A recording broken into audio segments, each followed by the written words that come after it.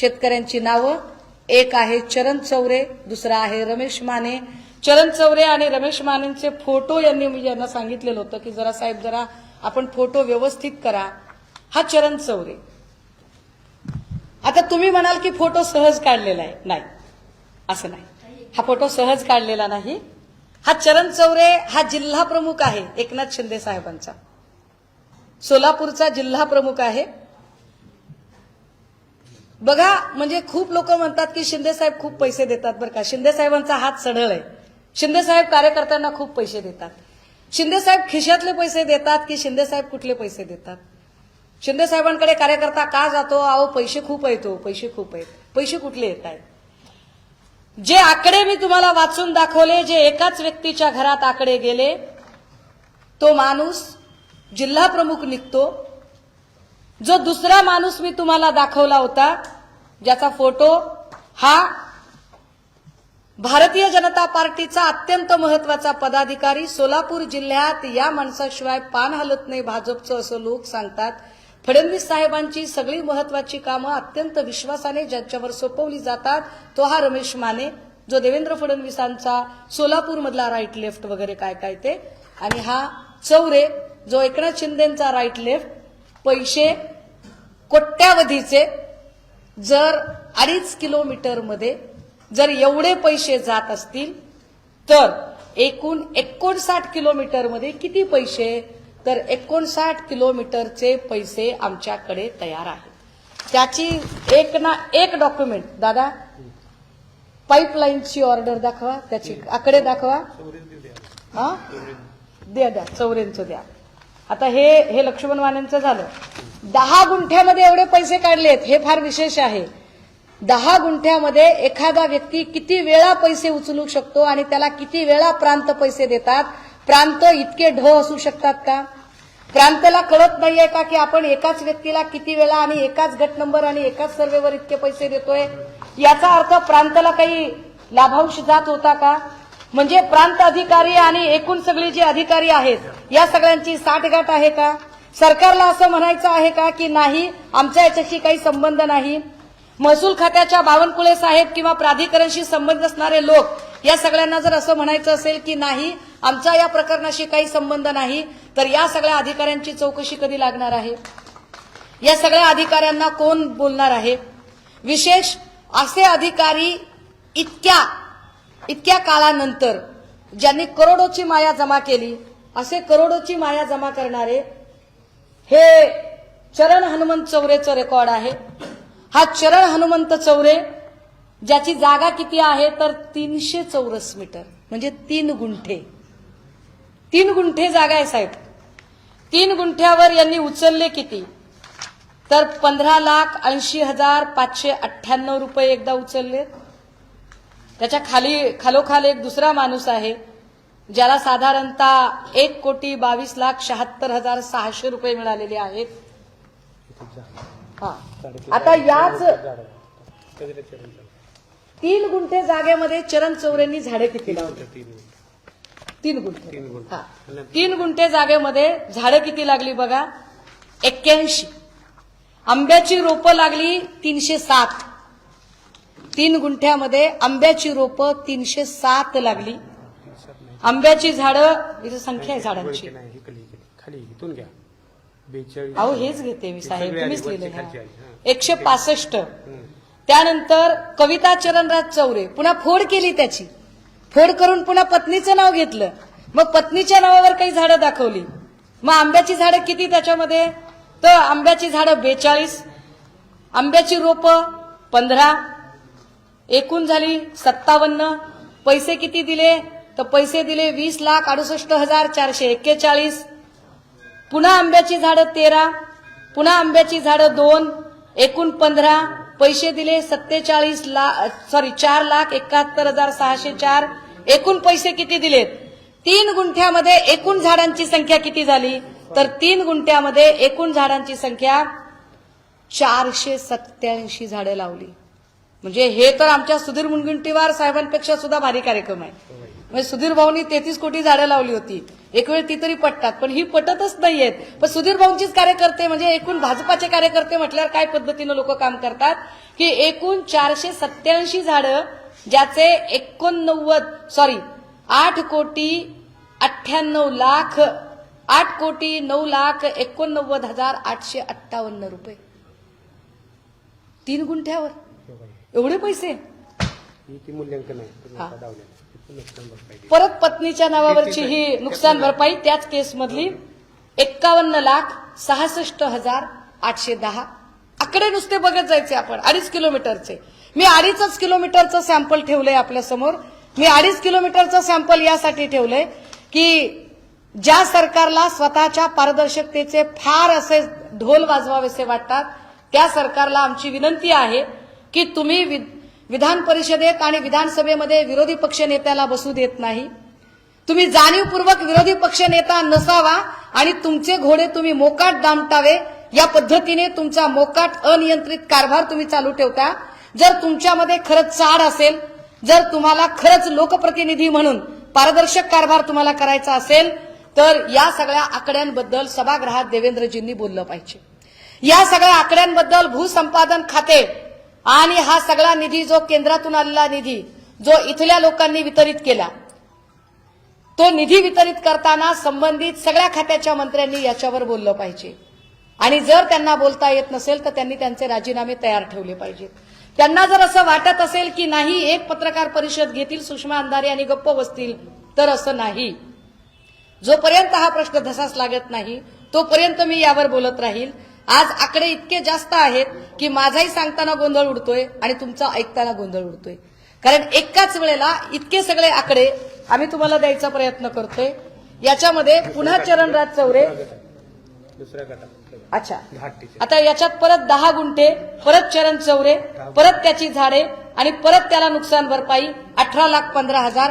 चरण चौरे कोण तर चरण चौरे हा एकनाथ शिंदेचा जिल्हा प्रमुख. याच्यामध्ये पुन्हा पेन्नूर पुन्हा बांधकाम दाखवलं. आता झाडं तोडली. आता 6च महिन्यात बांधकाम आलं. आता बांधकामाचे पैसे आले 28,32,424 रुपये. हे सगळं ज्या पद्धतीने केलं गेलंय या सगळ्या आकडेवारी जर एकूण बघितल्या विशेष पैसे दिल्याचे पत्र आणि ठराव निघाल्याचं पत्र नोटिफिकेशन निघाल्याचं पत्र 2 पत्रातला फरक एकदा दाखवू देत मला. हे काय आहे याच्यामध्ये इतके शेतकरी आहेत. दादा तुम्ही कागद काढा. आता तुम्ही सगळी कागद काढा फटाफट कागद काढा तुम्ही. ही सगळी कागद कदाचित चक्रावून टाकणारी आहेत. मला कल्पना आहे की एका बातमीमध्ये हे सगळे आकडे आणि ही सगळी कागद कव्हर होणारी नाही. मला याची कल्पना आहे. दादा मी सांगते तेवढं तुम्ही द्या ना फक्त. पलीकडे टाकली आता सगळे चरणचे पेपर आहेत 3 वर्ष त्यातले काढून हा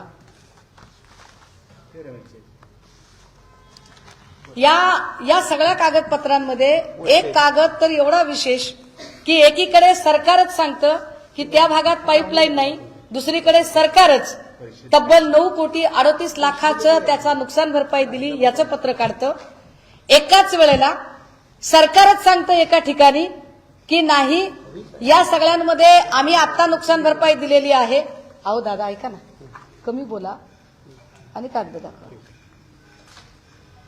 यामध्ये सरकार एके ठिकाणी सांगतं की नाही आम्ही पैसे एवढे दिलेले नाहीत आणि दुसरीकडे सरकार सांगतं की या कागदानुसार आम्ही इतके पैसे दिलेले आहेत. 22ला पैसे देतं सरकार आणि त्याचं नोटिफिकेशन 23ला काढतं. पैसे आधी दिले जातात, नोटिफिकेशन नंतर निघतं. एवढं गतिमान सरकार जर शेतकऱ्यांच्या बद्दल वागलं तर कदाचित अजून चांगला फरक पडेल. पण हे सरकार शेतकऱ्यांच्या बद्दल गतिमान नसतं. हे सरकार गतिमान असतं शेतकऱ्यांच्या नावाखाली स्वतः पोचलेल्या गावगुंडांच्या बाबत. ज्या गावगुंडांना इतकी ताकद मिळते की ते गावगुंड त्या गावात दहशत निर्माण करतात. मग ते बूथ कॅप्चरिंग पासून तर अख्खं इलेक्शन हायजॅक करण्यापर्यंतची अख्खी प्रोसेस तयार करतात. या प्रोसेसमध्ये जर आम्ही आपल्याला साधारण जर एकूण ती आकडेवारी जर बघितली त्या संपूर्ण आकडेवारीमध्ये 2.5 किलोमीटरमध्ये एकत्रितपणे जे काही आम्ही नुकसान भरपाईचा तुम्हाला आकडा दाखवला तो एका ठिकाणचा तब्बल 100 कोटीपर्यंतचे आकडे आम्ही आपल्याला सांगितले. 2.5 एकरमध्ये 100 कोटी, तर 2.5 किलोमीटरमध्ये 100 कोटी, तर साधारणतः 59 किलोमीटरमध्ये किती? या 59 किलोमीटरमधले सगळे शेतकरी, त्या सगळ्यांची नावं, त्यांना दिलेले 2दा 3दा 4दा 5दा दिलेले पैसे, एका माणसाला किती वेळा पैसे मिळाले, या प्रत्येकाची आकडेवारी आमच्याकडे आहे. आम्हाला इथे येऊन का बोलावं लागतंय? आम्हाला इथे येऊन आपल्याला बोलावं लागतं, त्याचं कारण याचे एकूण होतंय का? टोटल मारले नाही पाहिजे. नाही मारलंय मी. बरं, टोटल पाक ही 100 कोटी पुढे जातं. हे आकडे इतके चक्रावून टाकणारे आहेत की याची टोटल इथं अक्षरशः मारणं शक्य झालं नाही, कारण एवढ्या सगळ्या कागदपत्रांचा अभ्यास करून. पण आता आमचं अपील आहे, निवेदन आहे सन्माननीय मुख्यमंत्र्यांना, आजच्या कामकाजात गुडी बोलणं त्यांनी बंद करावं. सरकार म्हणून राज्याचे मुख्यमंत्री आणि उपमुख्यमंत्री यांनी लुटूपुटूचा खेळ बंद करावा. लुटूपुटूची लक्षवेधी, पॉइंट ऑफ इन्फॉर्मेशन, आयत्या वेळचे विषय, हे सगळे विषय जरा बाजूला ठेवावेत. आणि महत्वाचा विषय की पालखी महामार्गामध्ये जो घोळ घालून ठेवलेला आहे आणि भूसंपादन, एकाच जागेचं भूसंपादन जे तुम्ही 10 12 वेळा करून त्याचे पैसे तुम्ही कमावलेले आहेत, हे पैसे कुठे आहेत? हे पैसे जर थेट शेतकऱ्यांना गेले तर अधिकाऱ्यांनी अत्यंत चूक केलेली आहे, मग अधिकाऱ्यांवर कारवाई व्हावी लागेल. अधिकारी जर म्हणत असतील की नाही आमची चूक झाली नाही, तर अधिकाऱ्यांनी सांगावं की हे पैसे कुणाच्या दबावापोटी गेलेले आहेत. जर अधिकाऱ्यांना अभय दिलेलं नसेल तर सरकारने तातडीने याच्यावर पावलं उचलली पाहिजेत. कारण प्रत्येक माणसाने प्रत्येक वेळा हा जो कागद दिसतो आणि फोटो दिसतो, या प्रत्येकामध्ये त्याने स्वतः एक जाहीर केलेलं असतं. हे जाहीर प्रकटन असतं की मी सांगितलेली माहिती खरी आहे, ही माहिती खोटी निघाल्यास ही संपूर्ण रक्कम व्याजासकट मी सरकारला जमा करायला तयार असेल. ही सगळी रक्कम सरकार वसूल करू शकतं, कारण ही सगळी रक्कम राजकीय कार्यकर्त्यांच्या खिशात गेलेली आहे. ही रक्कम शेतकऱ्यांच्या खिशात गेलेली नाही. शेतकऱ्यांना नुकसान भरपाई मिळालीच नाही, कारण ज्या मारुती सुखदेव माने जे माझ्या बाजूला बसलेले आहेत, ज्यांचं 2 ते 2.5 एकरचं क्षेत्र आहे, त्यांना त्यात नुकसान भरपाई मिळाली नाही. ज्याचं क्षेत्र आहे त्याला नुकसान भरपाई मिळत नाही, ज्याचं क्षेत्र नाही त्याला नुकसान भरपाई मिळते.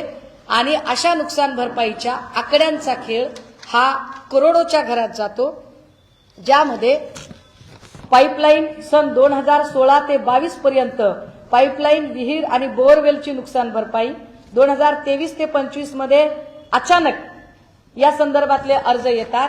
परंतु काय प्रांतला माहित नाही की पाईपलाईन तिकडे नव्हतीच, कारण प्रांतनेच माहिती अधिकारामध्ये पत्र दिले की त्या रस्त्यावर कुठल्याही प्रकारची पाईपलाईन नव्हती. मग तरीही 10 कोटी रुपये प्रांत कसे घेतात? प्रांतला इतकं सहज डोळ्यात धुळफेक करणं शक्य आहे का?